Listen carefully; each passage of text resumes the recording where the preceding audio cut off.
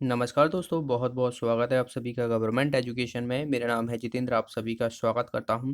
तो दोस्तों यहाँ पर आज इस वीडियो में हम काफ़ी इम्पोर्टेंट टॉपिक डिस्कस करने वाले हैं करंट अफेयर्स की दृष्टि से। तो ये काफ़ी इम्पोर्टेंट है, हर एक पॉइंट आपको याद रखना है। तो इसके बारे में जितनी भी चीज़ें जो इम्पोर्टेंट है एग्जाम पॉइंट ऑफ व्यू से, वो सारे हम डिस्कस करने वाले हैं। ओके, तो विश्व का सबसे बड़ा जो फ्लोटिंग सोलर प्रोजेक्ट है ये मध्य प्रदेश में स्थापित किया जाएगा। तो इसके बारे में हम सब जानेंगे। तो सबसे पहले हम बात करने वाले हैं कि नवीन एवं नवीनीकरण पर्यावरण जो मंत्री हैं वो हरदीप सिंह पुरी ने ओमकारेश्वर स्थित इंदिरा सागर जलाशय में 600 मेगावाट क्षमता की सोलर फ्लोटिंग पावर प्लांट के लिए जो है स्थल प्रस्तावित कर दिया गया है।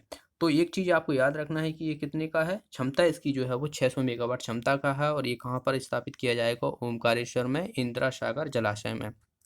ठीक है। आपको पता हो कि रीवा में जो है वो एशिया का सबसे बड़ा है, जो कि 750 मेगावाट का है। तो यहाँ से आपसे काफ़ी क्वेश्चन पूछे गए थे करंट अफेयर्स में, जिसकी शिलान्यास जो है वो प्रधानमंत्री द्वारा जो है वो रखी गई थी। ठीक है। तो यहाँ पर आपको जो है 600 मेगावाट जो है वो याद रखना है, और ये कहाँ पर है, ओमकारेश्वर में इंदिरा सागर जलाशय में। यह विश्व का सबसे बड़ा जो है वो फ्लोटिंग सोलर प्रोजेक्ट है, जो मध्य प्रदेश के खंडवा जिले में जो है वो नर्मदा नदी के ओमकारेश्वर बांध पर बनाया जाएगा, ओमकारेश्वर बांध पर। ओके, तो खंडवा जिले को जो है वो मध्य प्रदेश में जो है पूर्वी निमाड़ भी कहा जाता है, तो ये भी आपको लिखा मिल सकता है। ठीक है। तो ये जो है वो किस पे, नर्मदा नदी पर जो है वो बांध है, ओमकारेश्वर बांध। ठीक है, तो वहाँ पर स्थापित किया जाएगा। तो ये आपको याद रखनी है। बाकी आपको इंदिरा जो सरोवर है, ऐसा भी लिखा मिल सकता है कि इंदिरा सरोवर, तो वो जो है वो पुनास पुनास डैम है, तो ये भी आपको लिखा मिल सकता है। तो ये भी आपको याद रखना है। ठीक है।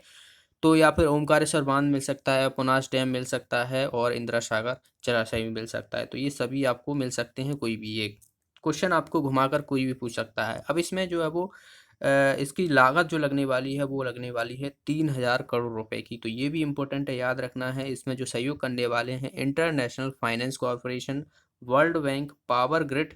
ठीक है, तो ये जो है वो इसमें सहयोग करेंगे, और सबसे ज़्यादा सहयोग होने वाला है, एक हम बात करें तो प्राथमिकता जो है वो वर्ल्ड बैंक को दी जाएगी। ठीक है। आपके लिए क्वेश्चन है कि वर्ल्ड बैंक का जो है वो हेडक्वार्टर कहाँ पर है, तो इसका आंसर आपको कमेंट बॉक्स में बताना है। इस परियोजना से जो है वो 2022 और 2023 में जो है वो पूर्ण करने का जो है वो लक्ष्य रखा गया है, कि 2022 और 2023 के बीच में जो है इसको पूरा काम कर दिया जाएगा, और उसके बाद जो है वो बिजली प्राप्त की जाएगी। ठीक है। तो यहाँ पर हम मैप के माध्यम से देखते हैं कि जो मध्य प्रदेश में जो है ये है खंडवा। तो आप देखिए यहाँ पर ये है खंडवा, जिसको हम पूर्वी निमाड़ कहते हैं, ईस्ट निमाड़ कहते हैं। और ये जो है वो देवास, खरगोन, बुरहानपुर। बुरहानपुर जो है वो हम मध्य प्रदेश का दक्षिणी द्वार कहा जाता है, और ये बैतूल और हरदा से, तो इस जगह जो है वो इससे टच करता है। तो ये सारी ही चीज़ें आपको याद रखना है। खंडवा में जो है वो ओमकारेश्वर बांध है, तो वहाँ पर जो है वो ओमकारेश्वर जो कि ज्योतिर्लिंग है।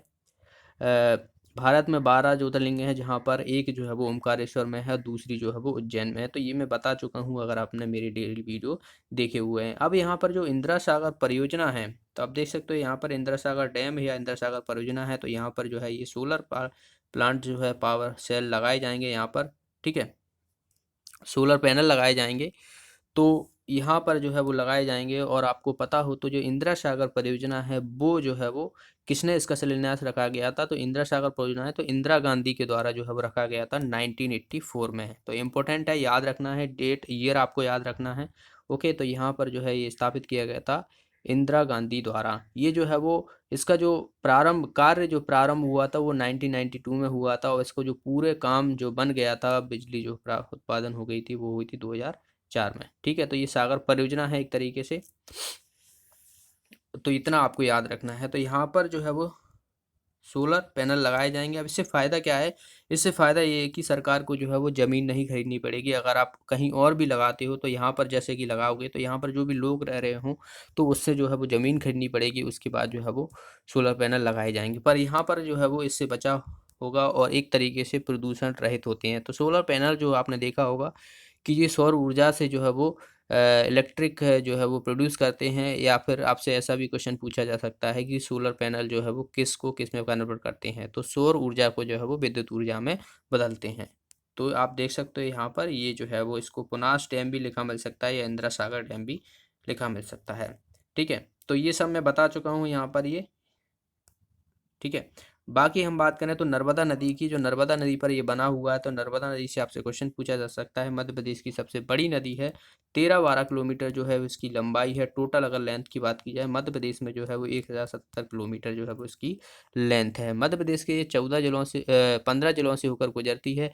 कई लोगों को कन्फ्यूजन होता है कि ये 16 जिलों से नहीं होती है, गुजरती है, सिर्फ 15 जिलों से ही होकर गुजरती है। तो ये आप कन्फ्यूजन बिल्कुल मत रहना, ओके। ठीक है। तो ये जो है वो नर्मदा जो है वो मध्य प्रदेश की जीवन रेखा भी कहा जाता है, जो कि कहाँ से निकलती है, अमरकंटक से निकलती है।